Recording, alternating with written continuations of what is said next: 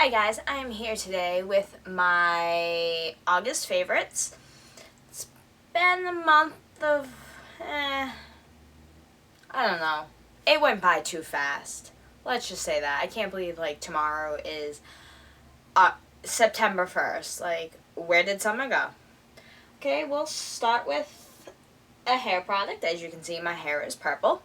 And the dye that I used and have been using for a few months is Arctic Fox's Purple Rain. Now, I like Arctic Fox because, one, it's vegan and cruelty-free, so it's not tested on animals. And the color just stays very pigmented. It just, it takes me at least a few months before it's completely faded.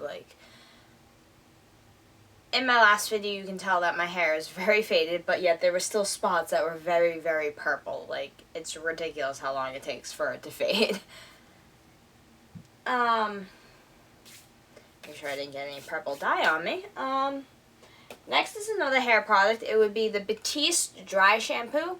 I've used different kinds of it, but this is the first time I've used the Strength and Shine Dry Shampoo. And it doesn't really have a scent to it, which I like. It just helps.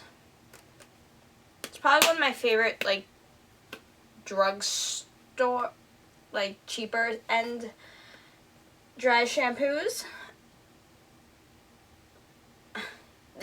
Hair in my face.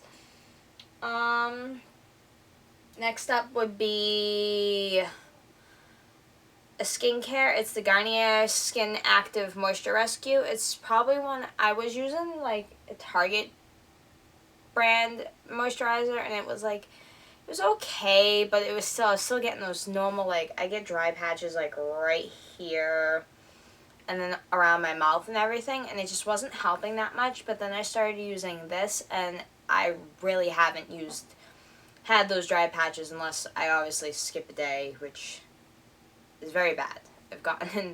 I'm starting to finally get in the habit of doing my skincare morning and night. It's very hard for me to do it in the morning because I just want to roll out of bed and then go to work. Do not like getting up early. Next I have a primer. It's the Milani Prime Shade Face Primer that's mattifying and pore minimizing. It's also oil-free, which helps with me because I get very oily in my T-zone. Yeah.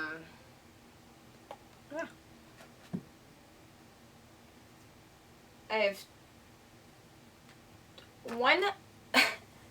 have one foundation that I've been loving this month, and it's been great for summer. I'm going to probably have to buy a different color soon because I'm losing my tan. But it's a L'Oreal Infallible Pro Glow. I have it in shade 203, Nude Beige. Obviously, where I do get oily, I do have to use it with a mattifying primer. But even with the primer, it helps. I still get a little oily, but it's not oh my god, my face looks like a grease pan anymore. It just looks like the natural glow that the foundation's supposed to give you.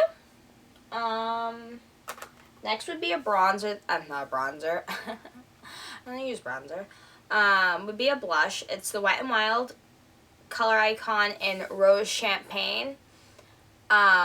This actually works very well as a highlighter too. I just like it because it's a soft, nudie kind of color. It's not too much. It doesn't look too obnoxious on my cheeks. Say as a straight pink tends to look sometimes. Another Wet n Wild product is the Wet n Wild Mega Glow Contouring Palette I think I got it in the light. I'm not really sure. The sticker came off, so I'm not really sure what, but I think this is the lighter of the two. It's literally been the only contour powder I've been using, and I have a couple others. Next would be, which is my favorite highlight, which is Forever and Always, Becca and Champagne Jaclyn Hill Champagne Pop. I currently only have the face palette, but in general, the whole face palette is amazing, but I'm constantly, always grabbing Champagne Pop as my highlight. I'm wearing it today. Only a few more products and one dislike. Next would be the Wet n Wild Max Fanatic Cat Eye Mascara. It's one of the few drugstore mascaras I actually like because it doesn't really get clumpy even when I add a few coats, and it grabs and separates all my lashes.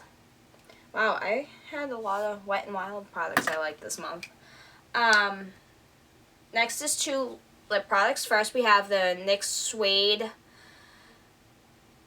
Liquid Lip in Sandstorm. Just a nude brown, slightly darker. You'll see that I tend to always wear nude colors as I'm wearing now.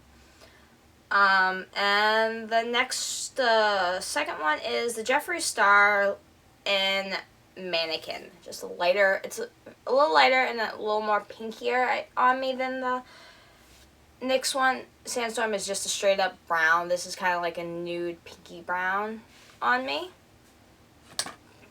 And then finally, only one hate. I'd actually just tried to put it on today to use, and it's the Rimmel London Stay Matte Liquid Mousse Foundation in Light Ivory. I don't know if it's the color or just the liquid where it's a moussey consistency. I did not like it. It looked very weird on my skin. It just, it was gross. That's everything. That was all my favorites and hates for this month. If you do have any recommendations of products you want me to try, just leave them in the comments below, and I'll try to get as many of them to try as I can. Thank you. Till next time.